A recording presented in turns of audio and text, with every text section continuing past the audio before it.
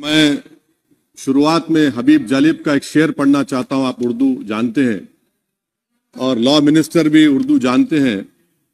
हबीब जालिब ने कहा था कि हुक्मरान हो गए कमीने लोग, खाक में मिल गए नगीने लोग, हर मुहिबे वतन जलील हुआ, रात का फासला तवील हुआ, आमिरों के गीत जो गाते रहे वही नामो दाद पाते रहे, रहजनों ने रहजनी की थी, रहजनों ने रहजनी की थी, रहबरों ने भी क्या कमी की थी। सर, मैं अभी सुन रहा था हमारे शिंदे ग्रुप के शिवसेना के पार्टी लीडर अपनी तकरीर कह रहे थे। कहा कि 6 दिसंबर में जब बाबरी मस्जिद को शहीद किया जा रहा था तो उस वक्त के वजीर आजम नरसिम्हा राव पूजा कर रहे थे। आप ही ने कहा और कहा कि वो डिस्टर्ब नहीं करना।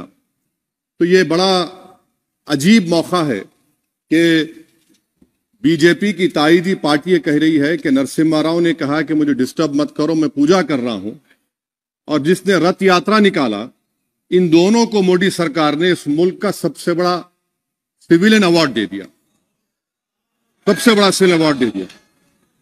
तो ये बताता है कि इंसाफ जिंदा है या जुल्म को बरकरार रखा जा रहा है।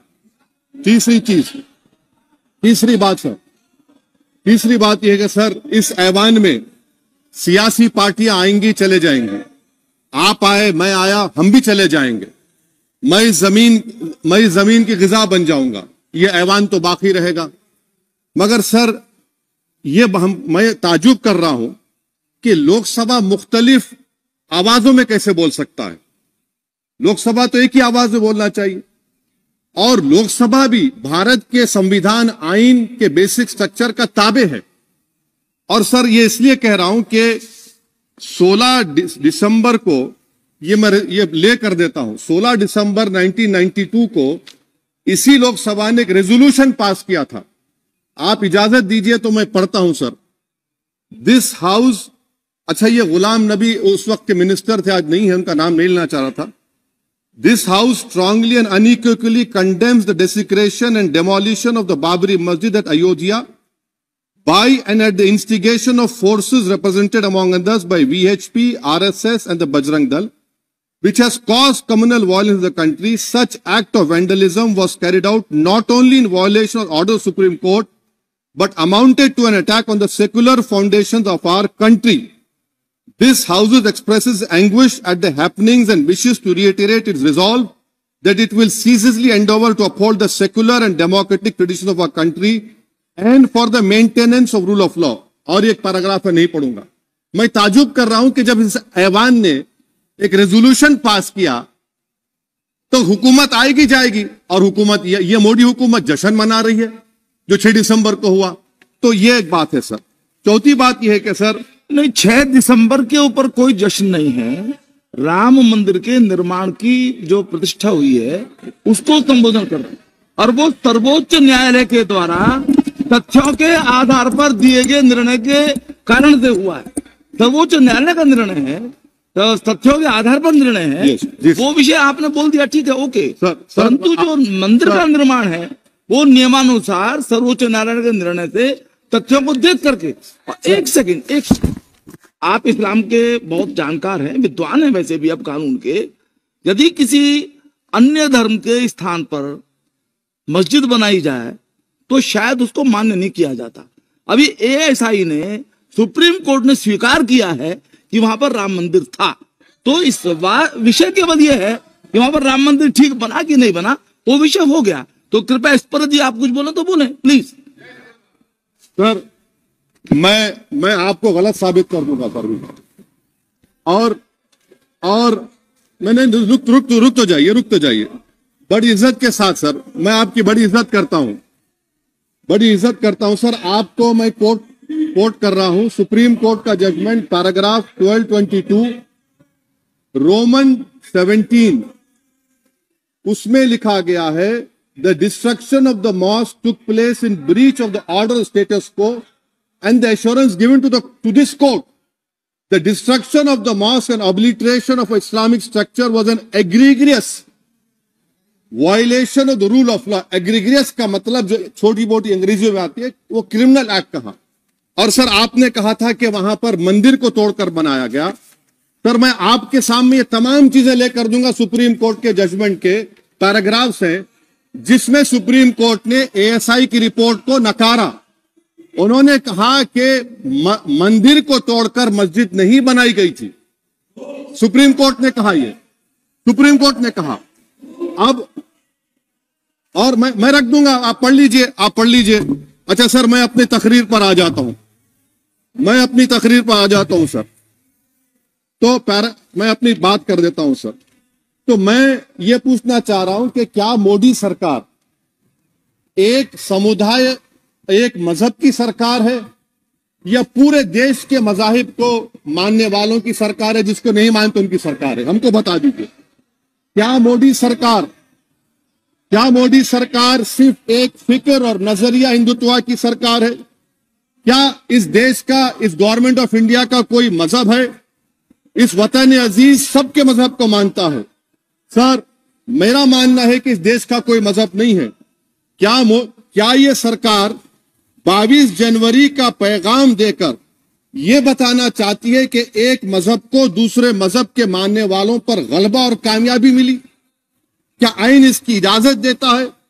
क्या ये पैगाम आप जब ऐवान से दे रहे हैं तो 17 करोड़ मुसलमानों को आप क्या पैगाम दे रहे हैं, ये मैं आप पर छोड़ता हूं।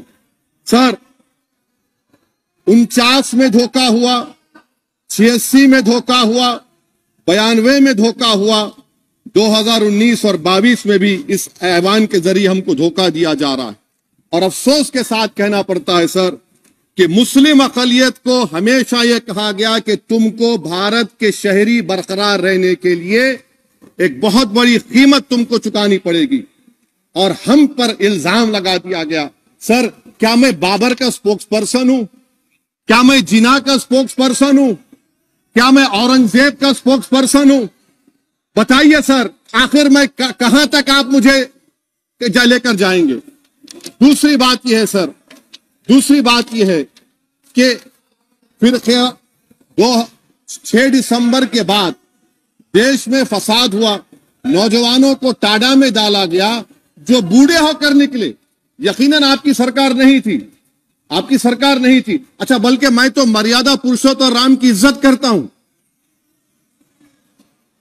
मगर मैं नाथूराम गोडसे से नफरत करता हूं। मेरी नस्लें नफरत करती रहेंगी क्योंकि नाथूराम गोडसे ने उस शख्स को गोली मारी जिसके जबान से आखिरी लफ्ज निकले हे राम। सर छठी बात यह है कि 87 में मलियाना हाशिमपुरा हुआ, 83 में नेल्ली हुआ, 44 में जम्मू में नस्ल कशी हुई, 2022 में हल्दीवानी में कत्ल हुआ। इतने धोखे सबसे बड़े किसको दिए गए? असदुद्दीन ओवैसी को दिए गए। मगर फिर भी मुझसे ही कहा जाता है कि वफादारी को तुम साबित करो अपनी ओवैसी। सर आज भारत के 17 करोड़ मुसलमान अपने आप को अजनबी और एलिनेट महसूस कर रहे हैं। मैं बहुत बड़ी नाइंसाफी होती है, सर ये कोई तारीखी नाइंसाफी को इंसाफ नहीं किया जा रहा है। स्पीकर सर अंग्रेजी में स्पीकर सर केवल एक प्रश्न का जवाब ओवैसी साहब दे दें कि बाबर को वो आक्रमणकारी मानते हैं या नहीं मानते? पुष्पमित्रा संघा को आप क्या मानते हैं? बताओ, पुष्पमित्रा संघा को आप क्या मानते हैं? जम्मू के वो, कश्मीर के वो राजा को क्या मानते हैं जिसके पास एक फौज थी मंदिरों को तोड़ने के लिए? आप क्या मानते हैं? यही तो मैं कह रहा हूं कि निशिकांत दुबे 47 में आजादी मिली, असदुद्दीन ओवैसी से बाबर की बात पूछ रहे हैं। तुम गांधी की बात पूछते, तुम बोस की बात पूछते, तुम जलियांवाला बाग की बात पूछते, तुम काला पानी में जो मुसलमान शहीद हो गए उनकी बात पूछते, मगर बाबर की बात पूछी जाती है। तो सर मैं आपको बता रहा था, खामखा डिस्टर्ब किए सर, मुझे मेरा वक्त ले लिए निशिकांत दुबे। सर मैं आपसे कह रहा था मोदी हुकूमत ये पैगाम दे रही है भारत के मुसलमानों को कि जान बचाना है या इंसाफ चाहते हो। मैं कह रहा हूं मैं भीख नहीं मांगूंगा, मैं इस नंगी तासुब को कबूल नहीं करूंगा, मैं दूसरे दर्जे के शहरी के मौक़िफ़ को कबूल नहीं करूंगा, मैं अपनी शनाख्त को नहीं मिटने दूंगा, अब मैं झूठी और दिल फरेब बातों पर हरगिज भरोसा नहीं करूंगा। मैं वो काम नहीं करूंगा जो बीजेपी और नाम निहाद सेकुलर पार्टियां चाहती है। मैं वो काम करूंगा जो आपको पसंद नहीं है, संविधान के दायरे में रहकर। सर, कंक्लूजन में मैं आपको बताना चाहता हूं कि आज इस देश को किसकी जरूरत है। इस देश को अयोध्या में, तारीख शायद नहीं पढ़ते होंगे, मौलाना अमीर अली कौन थे, पुजारी बाबा रामचरण दास कौन थे, अयोध्या के पुजारी थे। दोनों ने मिलकर अंग्रेजों के खिलाफ जंग लड़ी थी और दोनों ने, अंग्रेजों ने इनको गिरफ्तार किया और एक पेड़ पर मौलाना अमीर अली को और पुजारी रामचरण दास को फांसी दे दी गई। देश को इनकी जरूरत है। देश को शंभू प्रसाद, अचन खां, ये राजा देवी बख्श सिंह के फौज में थे, अंग्रेजों से मुकाबला किया, मुसलमान की लाश को जला दिया गया और शंभू प्रसाद को दफना दिया गया। इस देश को यह जरूरत है, देश को बाबा मोदी की जरूरत नहीं है। आज भारत को अयोध्या के मौलाना अमीर अली और रामचरण दास, अचन खान, शंभू खान की जरूरत है। सर, मैं अभी सुन रहा था ये नाम निहाद सेकुलर पार्टियों के बयानात को। क्या होता है सर, आप, खत्म कर रहा हूं, क्या होता है सर, जब काजी साहब गवाहों को लेकर दुल्हन के पास जाते कि तुमको निकाह कबूल है, तो दुल्हन शर्मा के खामोश बैठ जाती। तो इनकी खामोशी रजामंदी की अलामत है। जी जी। तो सर, मैं खत्म करने से पहले यह बताना चाह रहा हूं कि जब वजीर आजम जवाब देंगे तो क्या वो भारत के 140 करोड़ जनता के लिए जवाब देंगे या फिर सिर्फ हिंदुत्व की फिक्र रखने वालों का जवाब, मैं खत्म कर जवाब देंगे। मैं ये देश, दुनिया, मुसलमान देख रहा है। सर, मैं आपको यह भी बताना चाह रहा हूं, आखिर में कंक्लूड कर रहा हूं सर, 1 मिनट चाहिए, 1 मिनट चाहिए सर। सर, मेरा मानना यह है कि आज मैं बहैसियत एक भारत के गयूर मुसलमान के, let me stand as a tall Indian Muslim and say that the light of Indian democracy today is at its dimmest today, sir. Sir, in conclusion, मेरी फिक्र में, मेरा ईमान मुझे कहता है कि जिस जगह पर मस्जिद थी, है और रहेगी, बाबरी मस्जिद है और रहेगी, बाबरी मस्जिद जिंदाबाद, जिंदाबाद, भारत जिंदाबाद, जय हिंद।